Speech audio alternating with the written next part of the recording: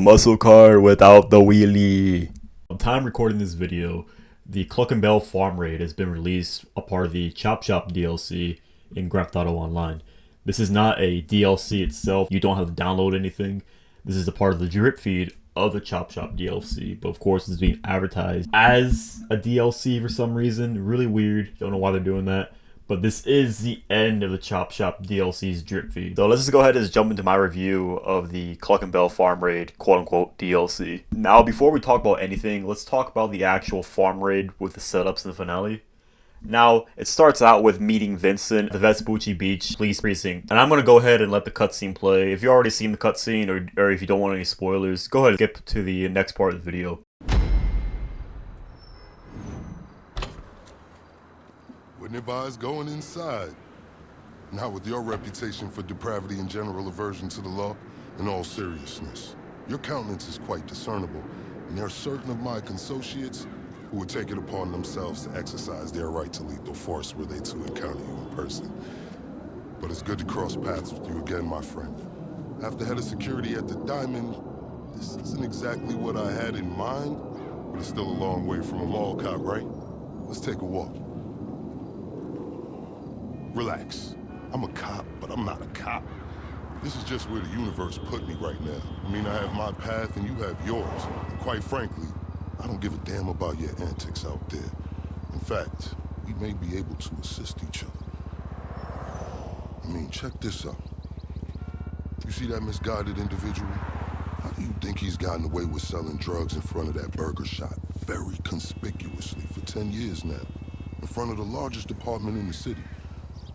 He cuts them in. Effenberger, you copy? Yo, Effenberger. I copy. Worst last name ever, dude. I mean, effing what? Anyway, when you got 5, we all need some effing coffee down here on Dick's. And don't forget the effing cream and sugar. Copy that. Oh, these motherfuckers. Huh? I'm out here getting coffee for cops on the take. And that guy over there is only a modicum of the issue. There's a new cartel running a large-scale cocaine operation out of the Cluckin Bell factory in Pelican Bay. And be in no doubt, the cops, they're not only turning a blind eye, they're actively facilitating.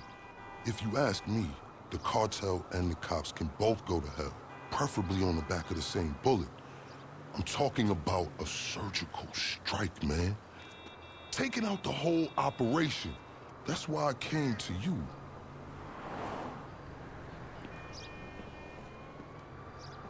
Let's go somewhere a bit more unfrequented. I understand your motivation in these matters. If you raid that factory, anything you find is yours to keep. This isn't about the drugs for me. This is about these assholes running the biggest protection racket in the state. That's the kind of status quo I cannot abide. As far as my part, I can provide all the intel you need. Records, names, locations. We will need to educate ourselves on the factory, though.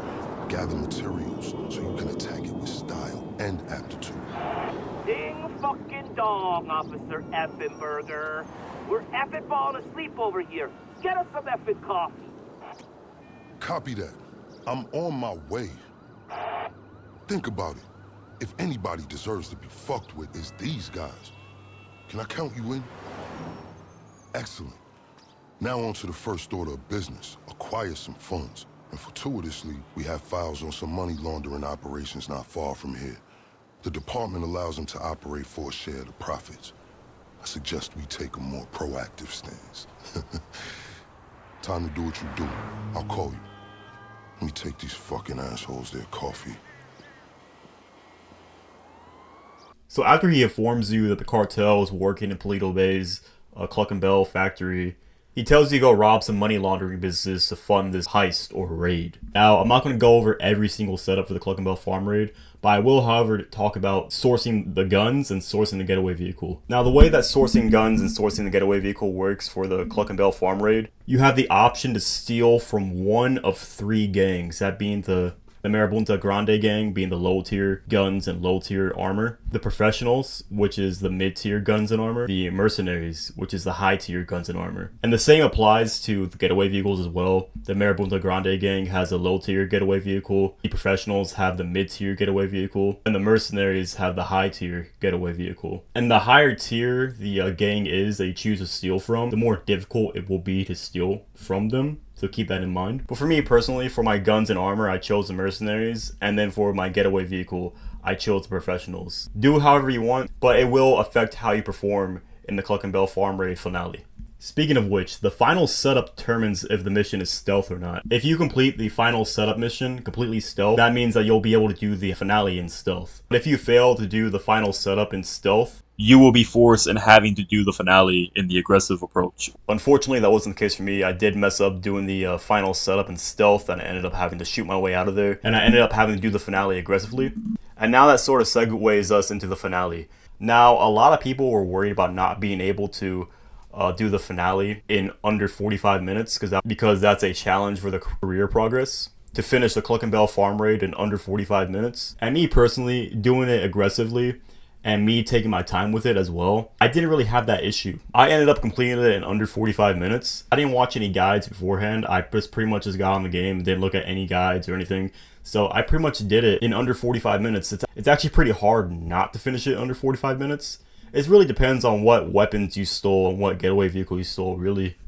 But onto the raid itself. So for me, I got the aggressive approach. So what I did was I tried to sneak into the factory, but they already knew I was coming. So I had to break into the Cluckin Bell factory. I killed the guards. I looted the basement for the cocaine. I killed more guards. Looted another storage room for more cocaine. Then I used a hacking device to break into the servers, I guess. Then I broke into the safe. I escaped.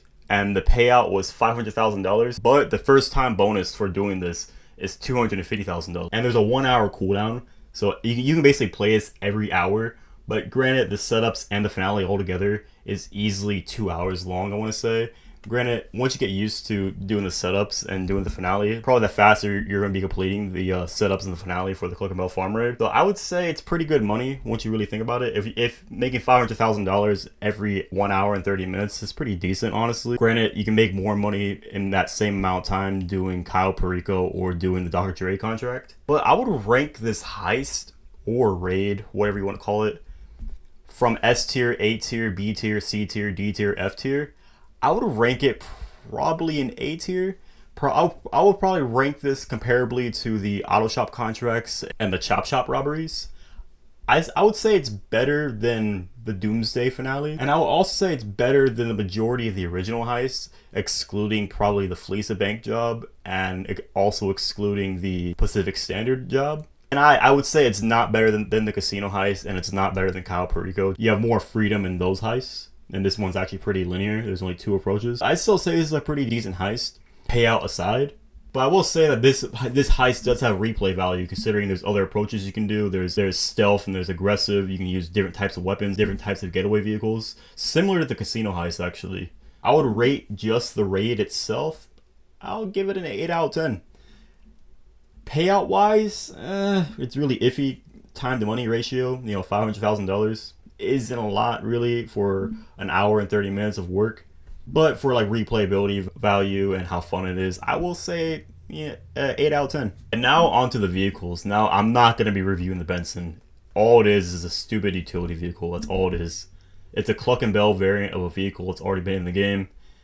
And this vehicle itself has already been in the game. You just now have the option to buy it. I am not reviewing the Benson. I'm not buying the Benson. I don't care if you guys beg me to review the Benson for a video. I don't care. I'm not doing that. What I will be doing though is reviewing the Gauntlet Interceptor and the Terminus. Now the Gauntlet Interceptor had a trade price of $4,065,000 and the buy it now price were $5,420,000. Now the buy it now price is not worth it because the vehicle is locked regardless. In order to get the buy it now price, you have to complete the first setup for the Cluckin Bell Farm Raid. And then in order to get the trade price, you have to complete the Cluckin Bell Farm Raid finale as a host. So you may as well just do these missions for the trade price. It is $1.4 million off, so I'd say it's pretty worth it. And on to the customizations. Customizations is pretty similar to the Stanier and the Stanier unmarked variant. And you can also change the colors of the vehicle as well. You can change the bumper, fog lights, the sirens, the brace bar at the front, the exhaust. It's a very customizable vehicle. Do I think it's worth $4 million? Probably not, but granted, this is a high demand vehicle. It is a Dodge Challenger and it's also a police car. A lot of people have been asking to be able to buy a police car for like years now, so a high demand for it kind of warrants the price tag of $4 million. And keep in mind that you cannot customize this in Los Santos Customs. You have to customize it in one of your properties or your MOC or Avenger. So if you have an office garage with a mod shop in the office garage, I'll take it there, or I'll take it in the Avenger or the MOC. Just keep that in mind. And as for the Terminus is a nice off-road vehicle. It's based off the new generation Jeep Wrangler and has a lot of customizations, honestly. As some liveries, you can remove the arch covers, you can change the bumpers, change the grille, change the hood. And I think I like how mine came out, actually. I think mine came out pretty nicely. So yeah, this is a nice vehicle. Is the price tag of $1.8 million really worth it? Probably not. I think for GTA standards today, due to inflation, I think it'd be maybe $1.5 million at the most. But I think $1.8 million is really pushing it. But in reality, this car would be probably worth like $80,000. But you know, this is Grand Theft Auto. This is not real life, sadly. So you can get $80,000 in the span of like 20 minutes maybe in GTA. So I don't really think Rockstar really saw that as a very profitable way for them to make money on shark cards. So I would say these two vehicles are pretty good. And I was waiting for the Jeep for quite a while, actually. I was actually hoping it would come out sooner than it did. Same with the Gauntlet Interceptor. I just wish that the Terminus was a little cheaper because I think $1.8 million is pushing it. And same with the Gauntlet, but then again, high demand for this vehicle.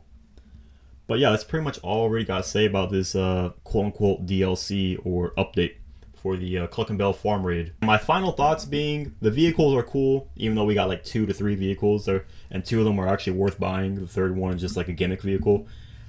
The raid itself, it does have replay value, because like I said, there are different approaches, and there are different ways to approach this raid. Overall, with the vehicles and the raid itself, I'd give this little DLC update, I would give it, like I said, 8 to 8.5.